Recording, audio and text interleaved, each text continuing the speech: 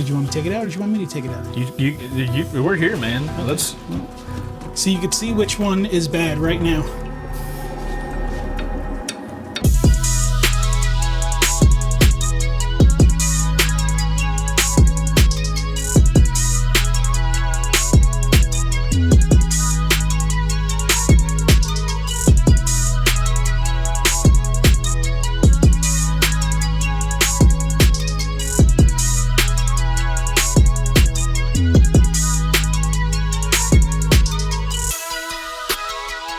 What's going on, everybody? Chaseontwowheels here for another episode of Wrecked Bike Rebuild, the show where we take wrecked motorcycles, turn them from wrecked bikes to dream bikes, and then we give them away to the people that support our show.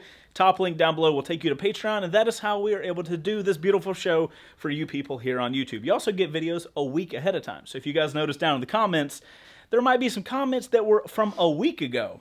Those people are the people that are supporting us. So shout out to those people. Thank you for helping us make this show. On today's episode, we are still working through our CBR1000 engine. If you guys don't remember, we have taken this thing all the way out of the motorcycle and we're working our way to figure out the knocky sound that it was making. Now, we have found lots of pieces of metal. We have found a lot of things in places they should not have been. You guys can go watch the other episodes. What a nightmare. Yeah, this engine has been an absolute nightmare. And as if the nightmare was over, there shouldn't be any of that. Yeah. So, that's bad. There's more. So, here's something that Brian showed me that I actually understood. In the last episode, we were talking about the cylinders. These two move down when these two move up. They move in pairs. So, while Brian was making his fun noise earlier, we'll show you guys and we'll see if y'all notice something. Let me get tight on this camera real quick. Oh, what's that? One of them fucking moves and the other one doesn't? So without seeing it, I can tell you that there is lots of extra play in between the connecting rod and the crankshaft because that bearing has been destroyed. Awesome. And we'll leave it at that. Fun times here at the garage. So, by the end of the day, this thing totally taken apart, and at that point, we will know everything wrong with this engine. Yes. So buckle up, boys. Might be another hour-long video. Hopefully you guys have been appreciating these videos. If you are, please drop a like, because this video is probably going to be like an hour long, and the last two videos have been an hour long. So, the knowledge that we've been cramming, fam, is thick. What do we start with at this point that we're at right now? Okay, so we definitely want to remove the flywheel before we take anything else off. We had to order a flywheel puller. We've got that. So we're going to remove the flywheel. From there, the cylinders. After the cylinders, the pistons will come off the connecting rods. After the pistons are off, we can flip the engine cases upside down, remove all the hardware, split the engine cases, and then we'll have the ability to remove the crankshaft from the cases, and the transmission will be fully exposed. All right, ladies and gentlemen, let's remove a flywheel.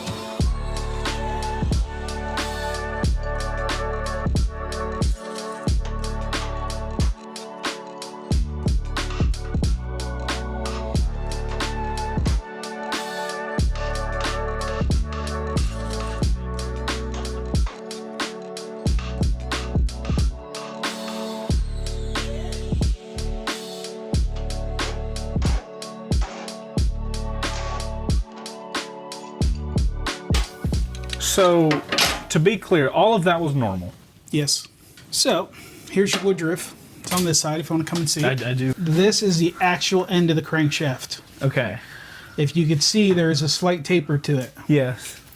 The inside of the flywheel also has a taper to it. The woodruff key is right here. It's like a third moon. It's almost like a circle that they just cut a little piece off of it. Right. So it's curved on this side, flat on the top. So part of this sticks up and hooks onto this half. Right. And the bottom part of it protrudes and it hooks into the bottom half to hold these two things aligned perfectly. Right. And then the bolt goes on and crams the taper on top of each other.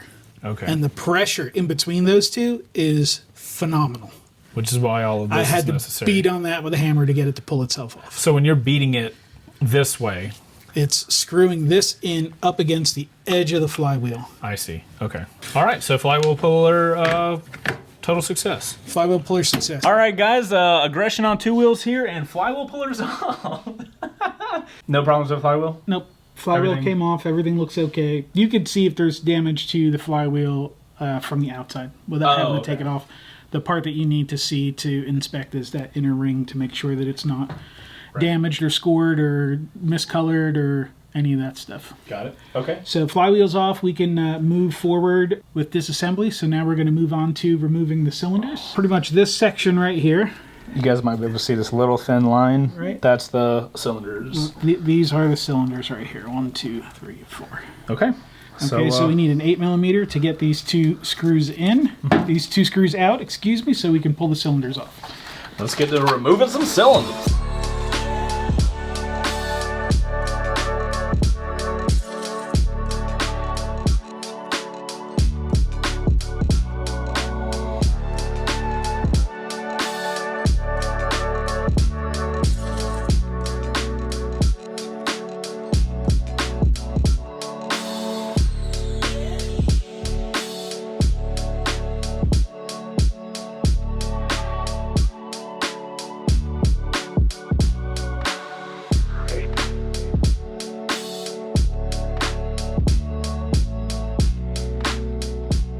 Well, there is a tiny bit of wear in our cylinders.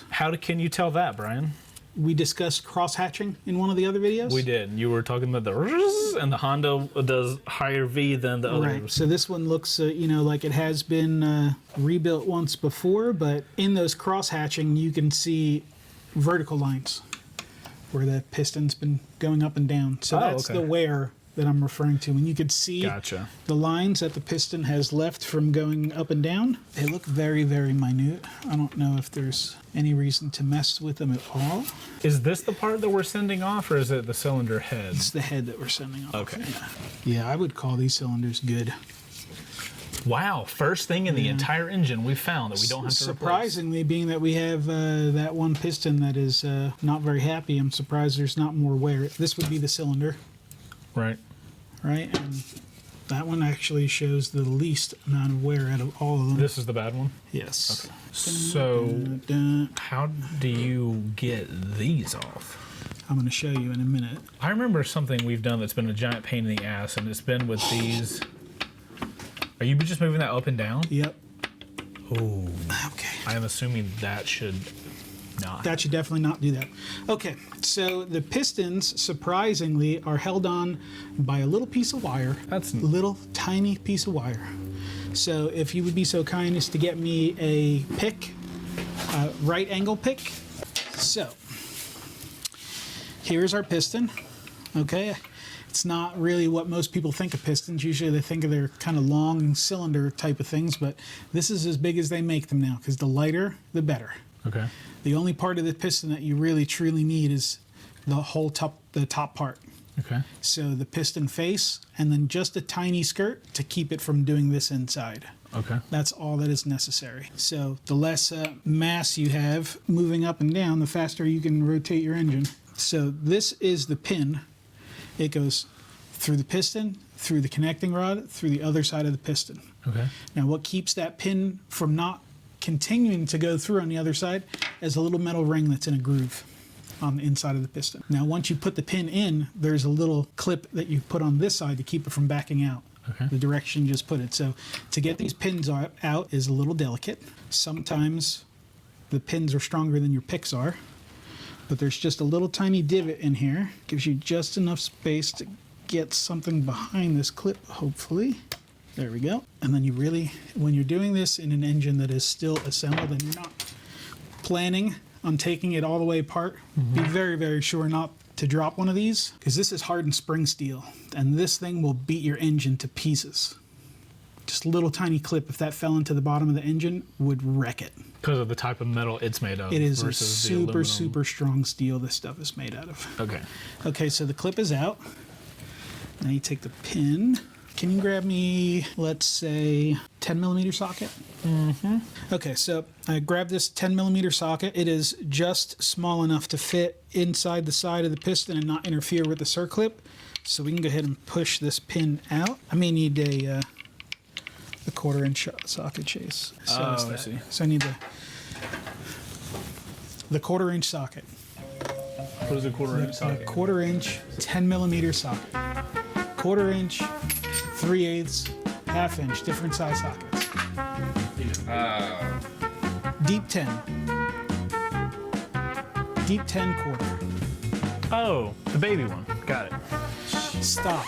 Look at me. Listen to the words coming out of my mouth. 1/4 inch. 1/4 inch is drive. babies. Yes. Stop calling it babies, because I'm not going to ask for babies. I'm going to ask for 1/4 inches. You ask for 1/4 inches. I'm going to translate it in my head. Okay. Hey-o. Piston. So, here's your pin, if I can get it out the rest of the way. All right. So here's your piston, here's your pin, and you can feel it's a pretty substantial piece of steel. Right. So we need to remove all of those cylinders. All the The pistons. same way. Pistons the same way. Yes. Cool. Okay.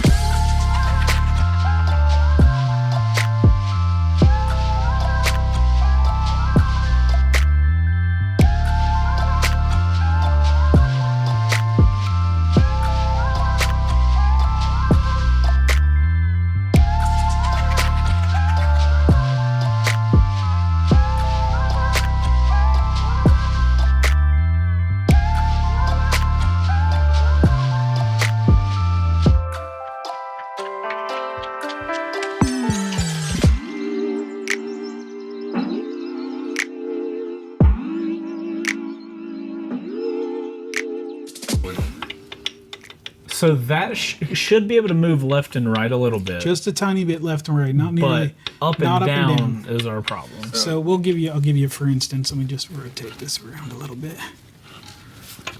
Okay, so here's one of the other ones. There's no up and down. 0. Yeah, we got Big Wiggle Boy over here. That, like I was saying before, in as far as engines go, that's a mile. Pistons are good. Don't see any actual damage on them. This was the one that was bouncing around a hair. This one's got some wear on it, if you could see on the skirt.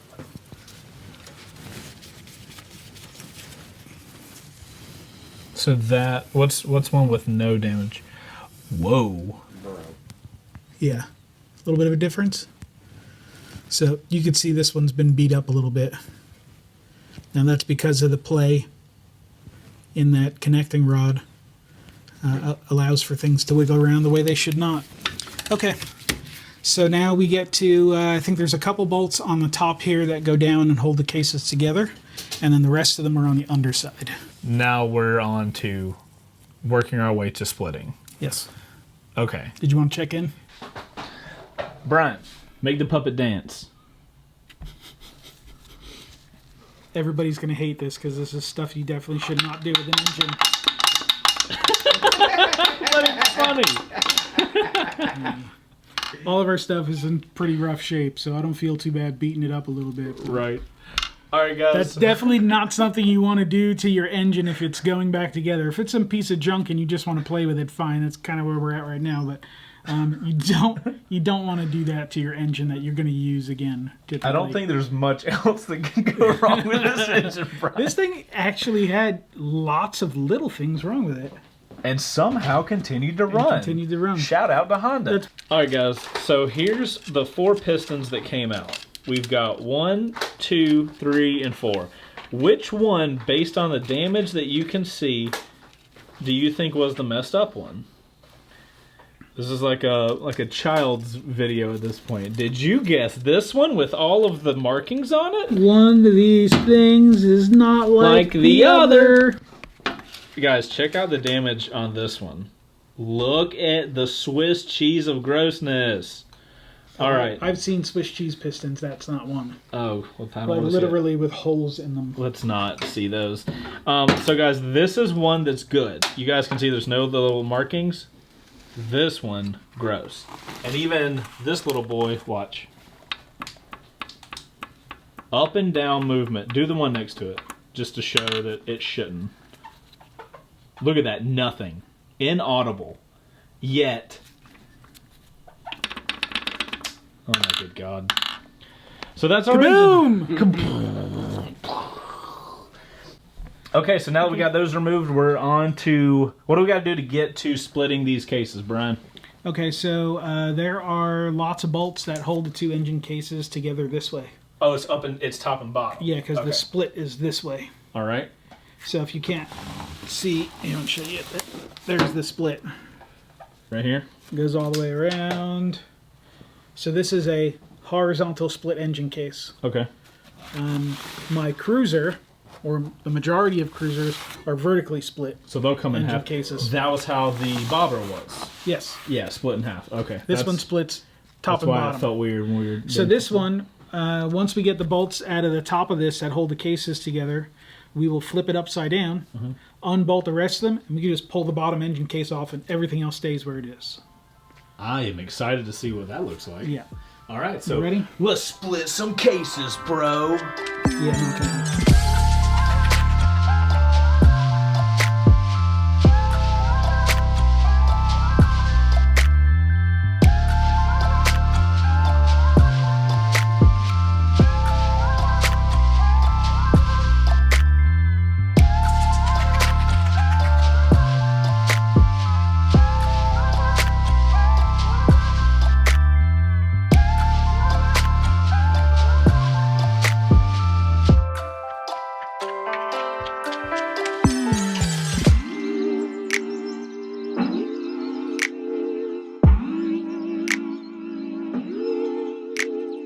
When we were originally taking this thing apart, I also saw that this gear on this shaft has a little bit of excess play in it as well. And a little bit means a lot. Yes. This device right here, see this arm? Yes. This is what holds the end of the shaft. Okay, so the end of this is eccentric. It's not perfectly centered, it's off. So if you loosen this and take that centerpiece and turn it, it moves this gear up and down just a tiny bit. So you can get in here, and if that's too loose, you can get in there and tighten the teeth together. Right. So it takes up some of that play. I don't know if somebody messed with this on accident or if this gear is just going bad, because sometimes people get in there and they don't know what they're doing and they see stuff like this. They're like, what's that? And they crack it loose. And as soon as you crack it loose, you've now just ruined the adjustment. Right. So you can go and tighten it back up again. It's going to be tight, but it's not where it was before. So could that little movement, could that cause the rattle? Well, I know now that connecting rod is what our noise was. This could have caused a little bit of engine noise. Right. Added to it, but... Not detrimental in any way, shape, or form. None of the teeth are misformed. They're not overworn or anything like that. Neither is this other gear that this gear runs off of, this gear here. Mm-hmm. Everything looks okay. Okay. So that's most likely we're good. Right. You know, that may make a little bit of a chatter. But when the engine is running at full tilt and everything is working, you may not hear that one. But so the connecting rod... The main noise is the connecting rod for sure. That's really our issue.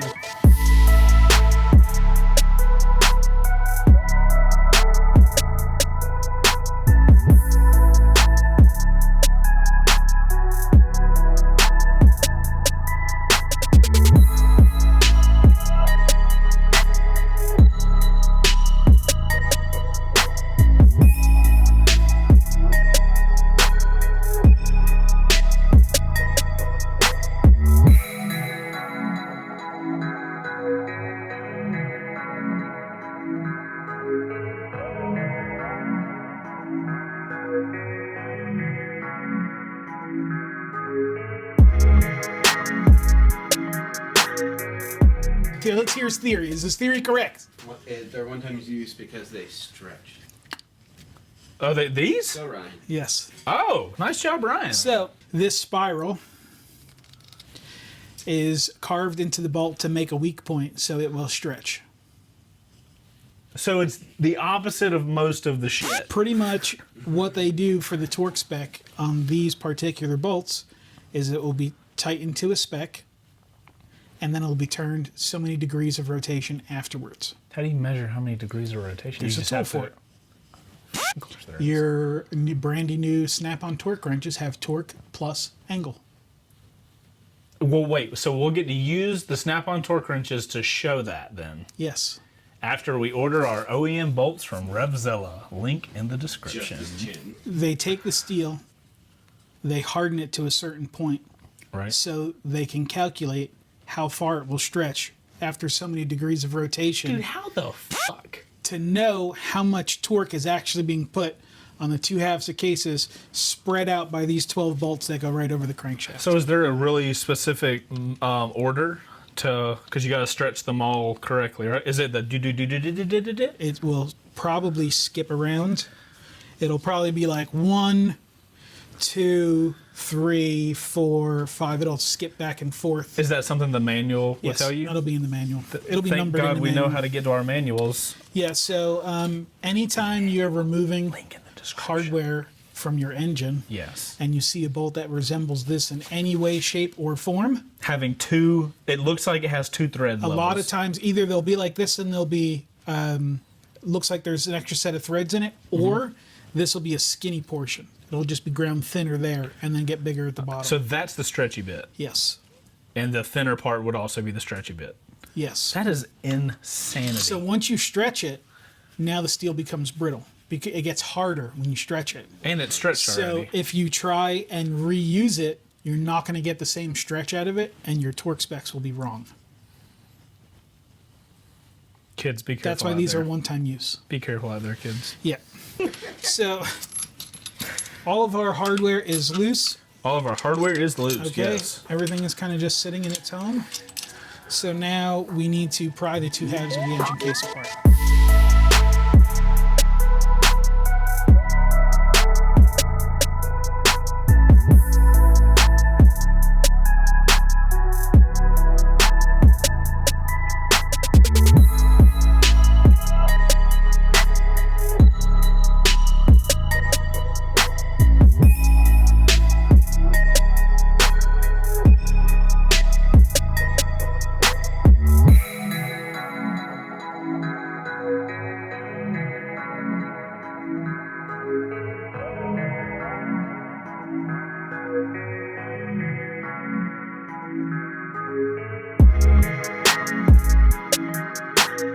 Ready to see a split open engine? Check that out. Brian, what the hell are we looking at right here? Okay, so this is the crankshaft. Okay. Okay, so the connecting rods hook to this pin and this pin. These are cylinders 1 and 4, Okay. and these are cylinders 2 and 3. So 1 and 4 move together, Okay. and 2 and 3 move together, but they fire in opposite rotation. So let's say when this one is coming up, when this one comes up and makes compression, that one fires, this one's on the exhaust. Oh, okay. And then the Okay? next time and then it's the gonna... next time it comes around,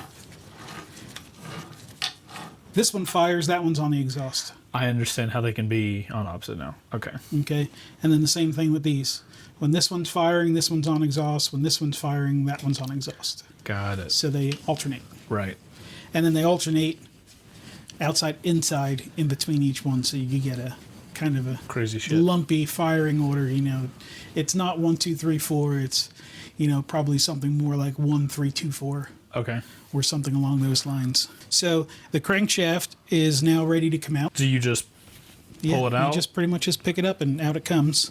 Did you want to take it out, or did you want me to take it out? We're here, man. Okay, Let's well, just... and there's your crank connecting rods. There we go. So you can see which one is bad right now.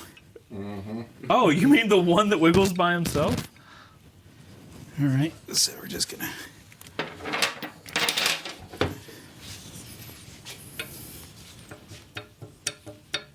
Ew. Now, so with the bolts on the other side, could you not just tighten it? And it would... The bolts tighten to each other. Oh, okay.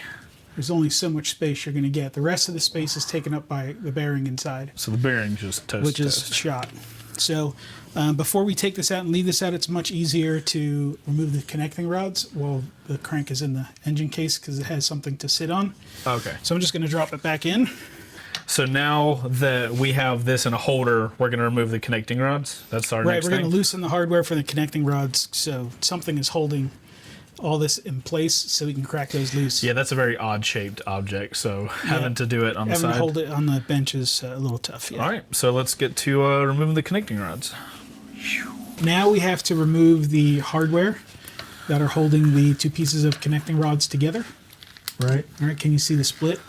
I can. All right, so when it comes to connecting rods, the bolts have to go back into the same hole they came out of. Okay. The cap has to go back on the connecting rod in the same direction it was facing. Okay.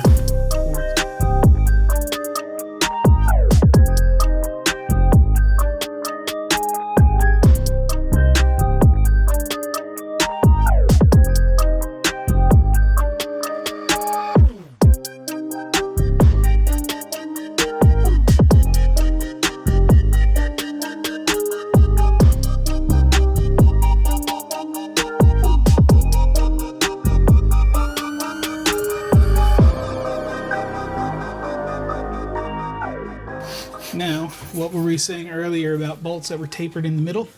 Oh, shit. So we gotta get new bolts. One-time use. Perfect example of the other thing you were talking Of the about. tapered in the middle. Yep. These are also stretchable bolts. Are all the bolts inside the engine stretchable bolts? Usually the stuff that connects to the crankshaft itself. Right. So, connecting rod hardware, the hardware that holds the crankcase into the engine cases. That's the stuff that's usually one-time use where the torque spec is critical.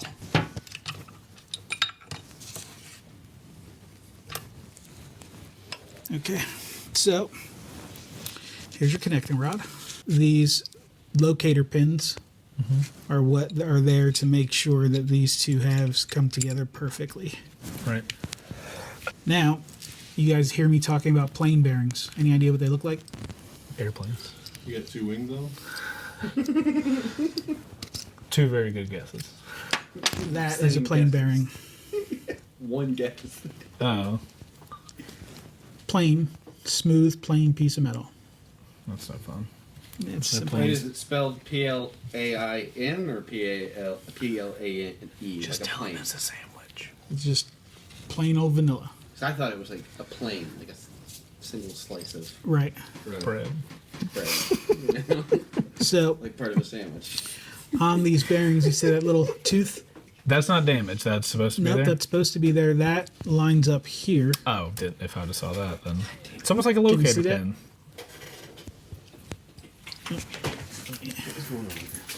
So right here is a little notch that fits that little tooth on the plane bearing. I'm just going to make sure that all this stuff stays where it's supposed to. Even though we're going to be ordering brand new ones. Just because you never know. Good practice. All right, so that is a number 4 connecting rod with the number 4 piston. So I'm just taking a look at these bearings as I remove them. These don't look so bad. Don't look so bad. We don't get to hear that often in Is this that a technical engine. term? Don't look at so Don't look so bad. You're supposed to be saying that on a Ducati engine. Oh, wait a minute. Oh. Bearings are stuck on the crank. Why are you smiling? That makes me Because feel they're like not supposed to do that. Oh, of course. Where's that little tiny screwdriver? We're in a bad situation where anytime Brian gets excited, everybody else should just get real nervous. No, that's when I need to start paying attention. Oh, right. Me too. If Brian ever smiles working on this show, that's when you know. That's when you know it's broke more than you thought it was. This bearing is also destroyed. What did I tell you? Can I have a clean blue rag, please? Of course you can, Brian. What do you mean that more bearings are destroyed? Now, I showed you guys what those other bearings look like. You did. These don't look like that. Whoa. So, Looks like somebody did a burnout in the middle of them. so pretty much what happened is the outside shiny plating on the bearing has been worn away to the copper inside. Let me guess, this is the effed up one? No, this is not. This is the one next to the effed up one. So there was more than one effed up bearing, which I'm not surprised. I'm not surprised. Oh, so it was the other one It is even worse than this one. Right. So this is the one that was next to that one. Okay. It's also in poor condition. Not totally hammered like the other one is, but definitely needs to be replaced.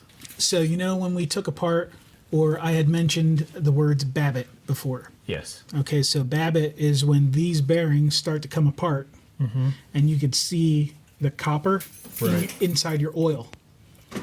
So this is where the Babbitt comes from, is from these bearings. So you know when there's Babbitt in your oil, you're in trouble. So in between the bearing and the outside edge of the connecting rod, there's some little gaps in there.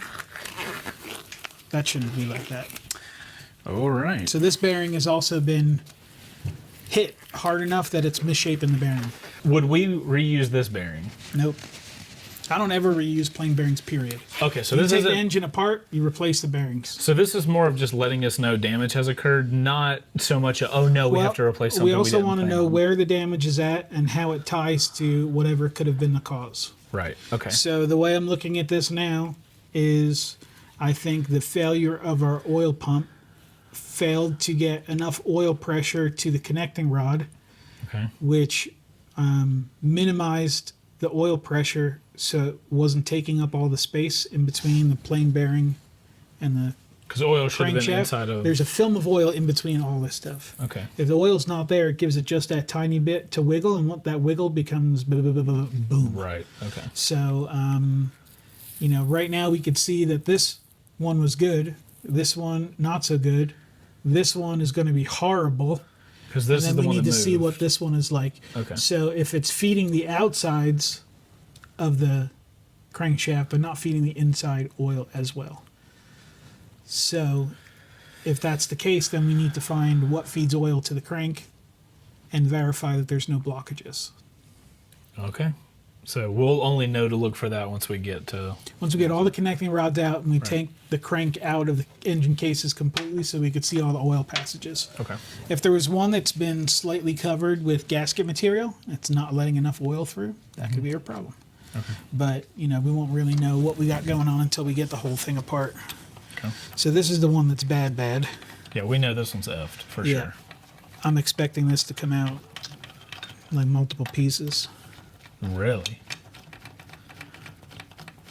Well, this will be exciting. And hoping that the crankshaft isn't wrecked underneath it. Well, don't even put that out in the world, Brian. Hey man, it is what it is. That's what you're looking for when you have connecting rods that are beat like this, is what kind of shape the crank is in. Let's just listen for the pieces to fall.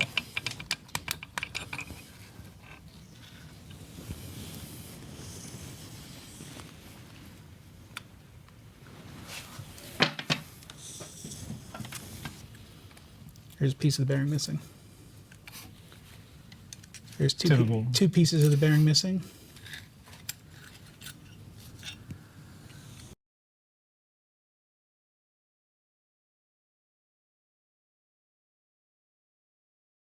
Yes.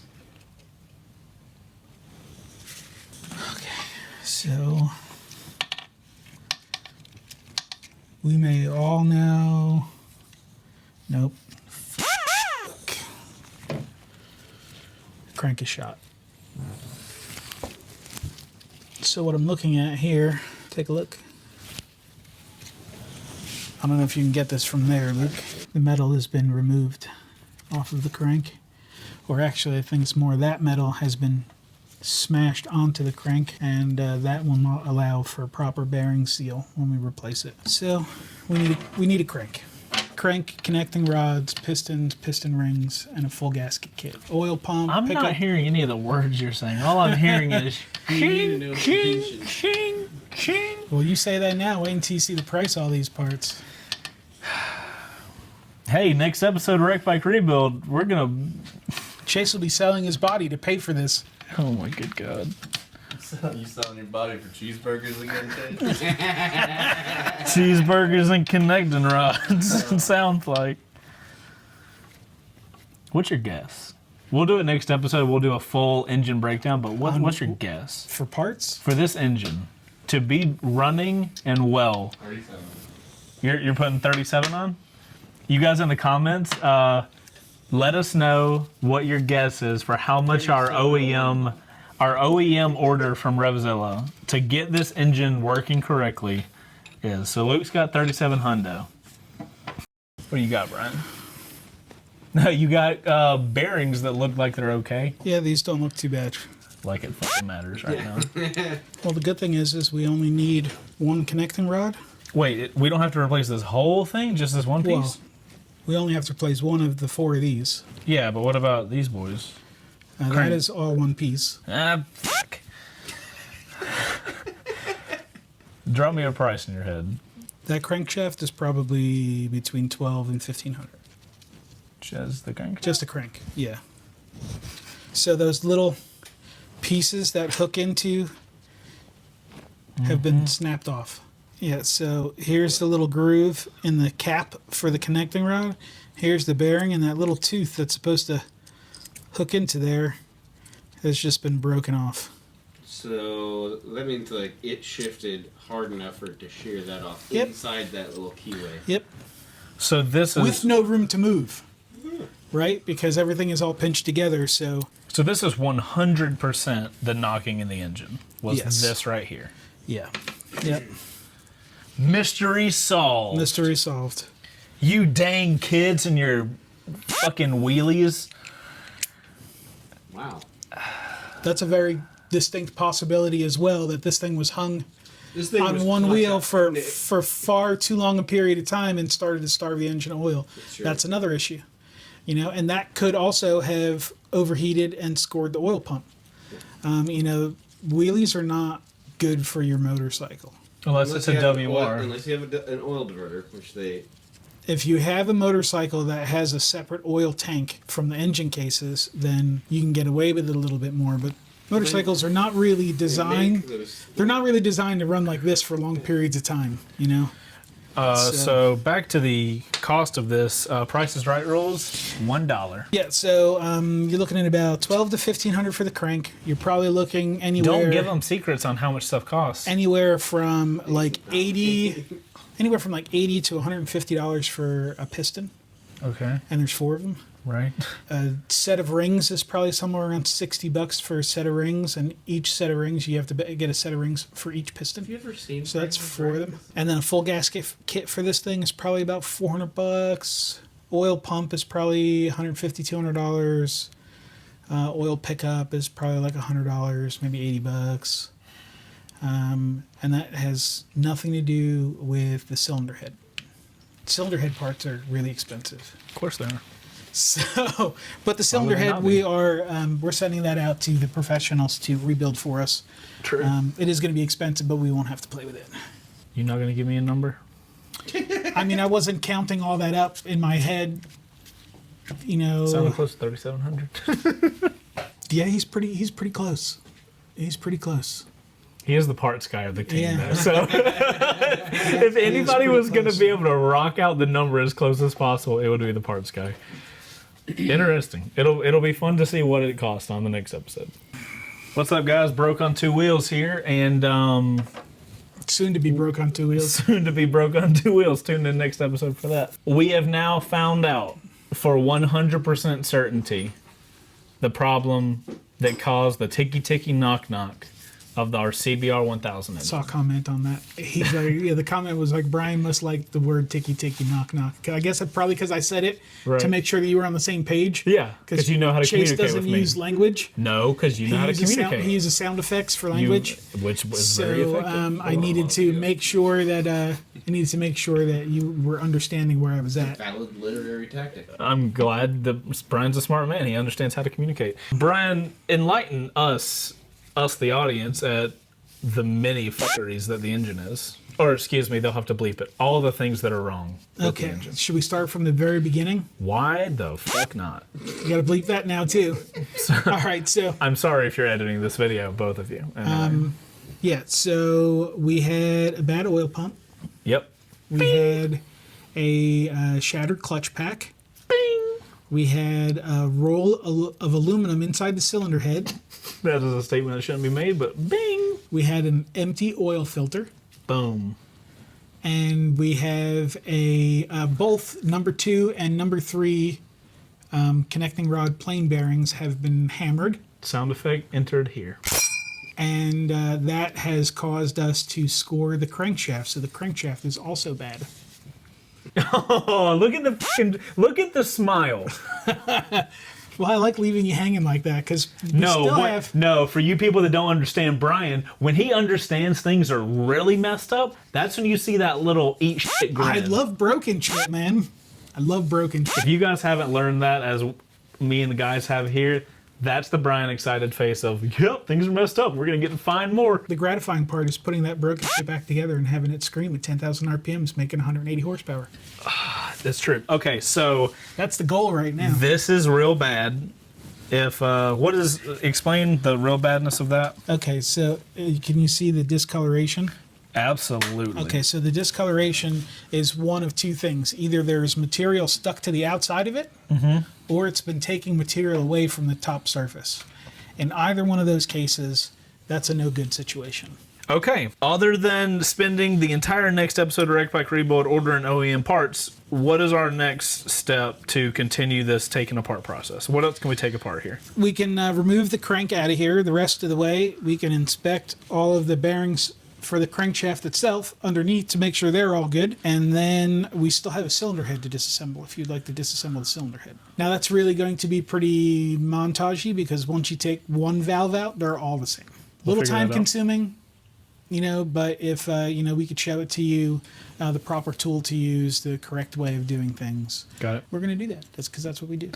All right. So the next thing is... remove the crankshaft out of the cases. We're going to leave the transmission right where it lives. Like I said, it is pretty fiddly. We don't have any issues with the transmission. We will do some little inspections on things, what we could see from here. If everything looks good, then we won't mess with it. Thinking about it a little bit further ahead, we may have to remove the transmission just to clean the engine cases before everything starts to be reassembled. Right.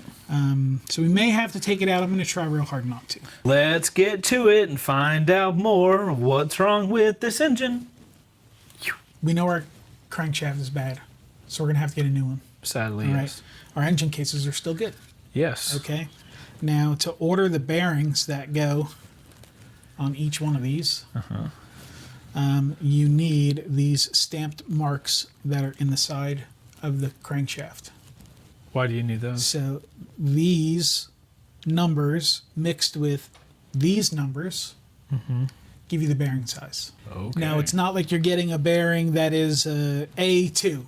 Doesn't work like that. Right. You go into the manual, there is a chart, and it says main shaft bearing A and crankshaft bearing B gives you bearing color yellow, bearing color brown, bearing color blue, bearing color red, depending on what the chart is set up as. Okay. So we actually have to have the new crankshaft here before we can order the bearings. You showed us that in the book. In the manual thing. Yes. Yeah. So this is the situation that we're at right now. These letters, 1, 2, 3, 4, 5, this is the journal. Okay. Okay, the journal is what holds the bearing. The journal is what holds the plane bearing. Okay, so it's a bearing journal. So this stamp A, each one of these journals, so these letters stamped correlate with the sizes of the journals in the engine case itself. Okay. These numbers, the 2s, there's 5 of them because there's 5 journals for the crank. Right. These 2s and these A's together will give us the bearing size. So we just have to order in stages then. These B's, so these are B's, there's 4 of those. Those are the size of the journals for the connecting rods. Ew. So we have to have connecting rods and a crankshaft before we can order any of the bearings to assemble this stuff. So it's going to have to come in stages. So there's stage 1, 2, and 3 to get all final parts. Well, at least stage 3 is done. Stage 3 would be complete, yes. Okay. And then to verify that our bearings are the correct size, there is a method of measuring. So you're actually measuring the amount of space in between the bearing and the crankshaft itself to make sure that you have the right size bearing. And we'll be able to do that once we're on reassembly engine. If you want to. If you want, I hate doing it, but if you want to do it, we could do it. I mean, what else? So here, I don't think I've ever heard the tone. Here's the deal. His mouth. Here's the deal, right? Okay, they've stamped the engine cases, they've stamped the crankshaft. You put those two together, your bearing should be right. There should be no question. There should be no question. 95% of the engines that I've rebuilt, I have used the engine case and the crankshaft to get my bearing colors through them in and assembled, and everything was fine. The only two engines that I actually had to go through and measure the distances between the crankshaft and the bearing were Honda engines being rebuilt for Honda. So they wanted to know what the markings in the casings were, what the markings on the crankshaft were, and then they also wanted to know how big the clearances were. Would we know without measuring that? You have to put it together and take it all apart again to measure it. So can you could guesstimate and say, you know what, Honda put these letters here, they put those numbers there, we should be good. Yeah. They did all the measuring for us. Right. To verify that they're correct. The only way to do that is measure? They won't rotate slightly? I mean, if they're to the point where they don't fit good, you know they're... Yeah. You don't need to measure them to know that they're wrong. Right. You know? But when everything is together like that, it's, If you and aren't looking forward to it, and then you're talking I'm about terrified. hundredths of a thousandth of an inch gap in between those two pieces. Okay. So if we want to show people how to do that, we can do that. I'd rather not. But if we had to, we could. Because I hate plastic gauge. That's what the stuff is called. So when we get to that point, we will make that assessment. So he's already done it for Honda, and that's the quality check, so it already worked. So done. Yeah. We can trust it. The reason why that they wanted to know what those tolerances were is because I was rebuilding 1000 engines that were making chattering noises, and they were paying for it. I bet they were paying for it. Like I said before, this is the first one I've seen that's blown up, though. Oh, don't get excited, Brian. This is the first one I've seen out of the engines that I have rebuilt for Honda, because the customer's complaint was the engine was rattling. This is the only one that I found damage in. That is strange. To finish this episode up, what are we going to do? We're not going to touch the transmission currently. Not touching the cylinder head. Are we going to... So really all we have left is to remove this, inspect the plain bearings that are there, and wrap up. Let's do it, man. All right. Be careful, Brian. Don't mess this up. These bearings are effed. These things are hammered. No hesitation. Look at that thing, dude. Look at it. Oh, God, I can see it's rippling from here. Yeah. That's pretty bad. These should be one color, right? One color. Well, they'll be two because of the groove in the center is lower than the rest of it, so that's not going to touch, but they should be like one smooth color. Sweet. Adding to the list from Revzilla. And now that I was talking about bearing colors, solid. What color is that bearing? Ooh. Is it pink? It's a pink bearing. They're all pink. They should be because the letter on the engine case and the number on the crankshaft are the same. They're all A's and all 2's, so all of these are the same. How are you popping this out? With man hands. Oh, okay. So you have to grab this last one. Ladies and gentlemen, after further discussions with Brian, it seems like this video might be as long as it needs to be before we wrap up. Brian, what do we have the option of doing that we're going to put off for the next episode? We have the option to discuss how the transmission works and then remove it from the engine case. We also have the option to complete the disassembly of our cylinder head before it goes out to be machined. So, instead of making these episodes, because this is probably the third one in a row that's been like an hour long, or maybe more than that, we're trying to make these more bite-sizable for these guys. Because editing a 1 hour video is a substantial process. So we're going to call it quits here. We'll handle the transmission. We'll handle the cylinder head on the next time. What does that involve generally? Like this just coming out and showing how it works?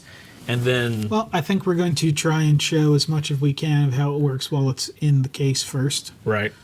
And then obviously you're not going to be able to see how everything works. So once we get it out of the case, and the reason why we're going to take it out of the case is so we can clean the engine cases to prep them for reassembly. Right. But once we get the transmission out, we can show you a little bit more on how it works. Right. So guys, we're trying to take as much advantage of having a 1000 engine taken apart as we possibly can, because you don't have these opportunities very often. So that's why we're trying to be as granular with the content that we're making. But that is going to wrap us up for day 7. It's only day 7. Technically, we've only spent 7 days working on this 1000. That's kind of crazy. Tune in to the next episode where we continue this engine knowledge process. If you guys enjoyed this content and you want to help us support making the most amazing content we can, top link down below takes you to Patreon. That is how we fund this entire show. So if you guys enjoy it, check down there. And if you can't, make sure to hit that like button and subscribe to see the rest of the content that we put out on this channel. I'm Chaseontwowheels. That's Team Behind, as I call them recently. And we'll see you guys on the next one. Later. Stop being excited. Your excitedness disgusts me. Oh wait, Beau fact of the day. If you say the word fucking sandwiches, I swear to God. Wow, why did you bring fucking into my sandwiches? I love peanut butter sandwiches. Any food that is delivered by bread.